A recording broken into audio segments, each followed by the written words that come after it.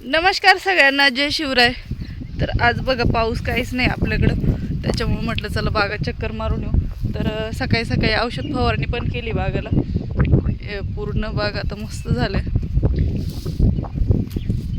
बोलणार आहे.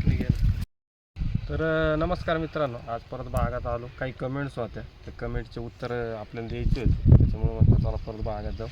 तर कमेंट्स अशा होत्या की थोडं मार्केटबद्दल होत्या. तर मार्केटचा विषय असा आहे की मुळात मार्केट पहिलं खूप वाढलं होतं, त्याचं थोडं कमी झालं, त्याच्यामुळं वाटतं की मार्केट कमी झालं. तर तसंतला काही भाग नाही. आता काय झालं, पावसाचं वातावरण वगैरे आणि जे उन्हाळ्यात जे टेम्परेचर होतं ते टेम्परेचर, त्याच्यानंतर पावसाची कमतरता, याच्यामुळं पाण्याची पुढं कमतरता पडली, त्याच्यामुळं तेल्या वगैरे याचे प्रॉब्लेम यायला लागले बरेचसे बागायला. आणि दुसरी गोष्ट, पावसामुळं फळं जी खराब व्हायला लागले, त्याच्यामुळे शेतकऱ्यांनी घाई केली आणि फळं मार्केटला ते खराब फळं किंवा येते न्यायला. कारण शेतकरी घाबरला का पुढं जाऊन परत भाव जास्त कमी होतील का काय ते डोक्यात. तशातला काही भाग नाही. तर नक्कीच अजून 15-1 दिवसांनी भाव वाढायची शक्यता आहे. मार्केटचं संपूर्ण माहिती काढली त्याच्यानुसार ते कळालं. आणि दुसरी गोष्ट स्लरीची, तर स्लरी आपण उद्या सकाळी बनवणार आहे. तर जवळपास आपली एक 4था-5वा टाईम आहे स्लरी सोडायचा. तर स्लरीची एक म्हणजे जवळपास 5वा टाईम आहे. आता 4 वेळा सोडली. एक झाडं 4.5 महिन्याची फळं झाल्यापासून आपण स्लरी सोडतोय. तर आता बागा आपली 6 महिनेच झाली. अजून कसं पण आपल्याला एक 25 ते 30 दिवस म्हणजे 1 महिना आपल्याला काढायचा आहे. तर तुम्ही त्या स्लरीचं तुम्हाला सांगतो मी, तर फायदा किती झाला आहे. तर इथं जर झाड बघितलं तर हे एकच झाड आहे. या झाडाला जवळपास 1 मिनिट जवळ या झाडाला जवळपास जर सेटिंग बघितली तर हे बघा, जबरदस्त अशी सेटिंग आहे. एकच झाड आहे, पूर्ण विस्तार झाला आहे झाडाचा, हे बघू शकता.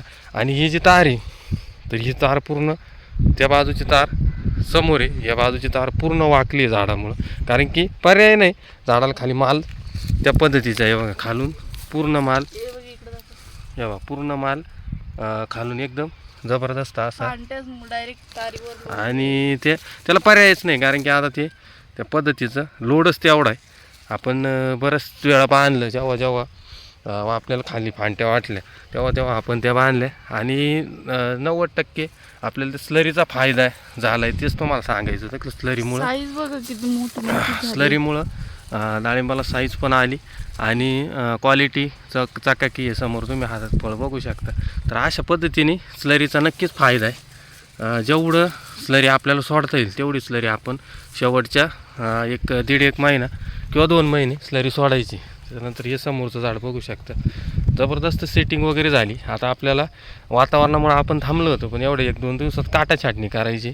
संपूर्ण जे लोड आहे तो पण कमी होईल. आणि जे फळं आपले घासत आहे तर ते फळं पण बघा क्वालिटी तुम्ही बघू शकता. तुम्हाला फक्त स्लरीचं सांगायचं आहे, कशा प्रकारे स्लरीचं काम आहे. अशा पद्धतीने स्लरीने जबरदस्त अशा आपल्याला रिझल्ट दिले. आता उद्या आपल्याला स्लरी बनायची, त्याच्यामध्ये काय काय वगैरे आपण वापरतो त्याचा पण व्हिडिओ टाकून देऊ.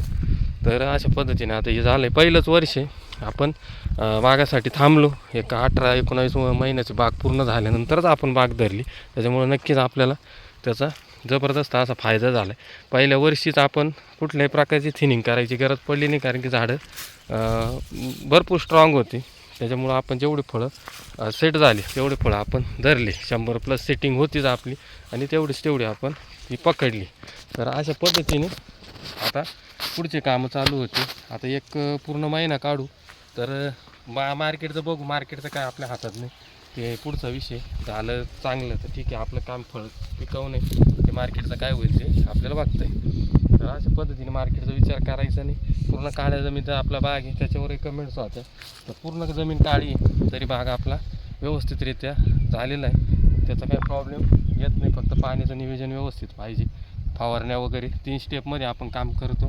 फळं, पानं, काडी आणि खोड, हे अशा 3 ते 4 स्टेपवर काम करतो. वरचं पाहायचं, खालचं बी.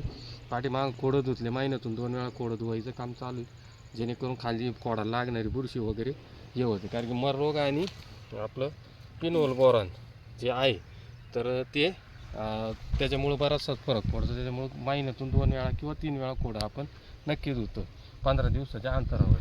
तर अशा पद्धतीने सिंगल खोड आहे, आणि तुम्ही खोड पण बघू शकता. सिंगल खोडावर आपलं झाड पूर्णपणे उभं आहे, त्याच्यामुळे मधलं अंतर आपल्याला कमी घेता आली, झाडं जास्त बसली. बाकीचा काही प्रॉब्लेम दुसरा अजून तर काय वाटत नाही. आता वातावरण क्लिअर झालं पण फवारण्या वगैरे व्यवस्थित जर केलं तर अडचण काय वाटत नाही. फळाची क्वालिटी तुम्ही परत बघू शकता. अशा पद्धतीने फळ आहे. तर मार्केटचं बद्दल टेन्शन घेऊ नका. मार्केट काय होईल ते आता सध्या काय झालं की बऱ्यापैकी जो माल आहे तो म्हणजे शेतकरी घाबरू राहिला, त्याच्यामुळं माल कच्चा पक्का माल जाऊ राहिला आणि जो माल द्यायला पाहिजे जो पिकला आहे तर तो द्यावाच लागू राहिला. मग तो माल कमी ना हा माल जास्त आहे. तरी 15-20 दिवसाचं सगळ्यांचं म्हणणं आहे की हा माल पूर्ण कमी झाल्यानंतर जो माल तिसऱ्या टप्प्यातला निघणार आहे तर त्याला मार्केट राहायला पाहिजे. आणि क्वालिटीच्या मालाला 100% मार्केट आहे असं काही नाही. आजही मार्केट आहे क्वालिटीचा जर माल असला पण थोडंफार जो माल 2 नंबर 3 नंबर आहे त्याला थोडाफार प्रॉब्लेम येऊ राहिला, बाकी दुसरा काही प्रॉब्लेम नाही.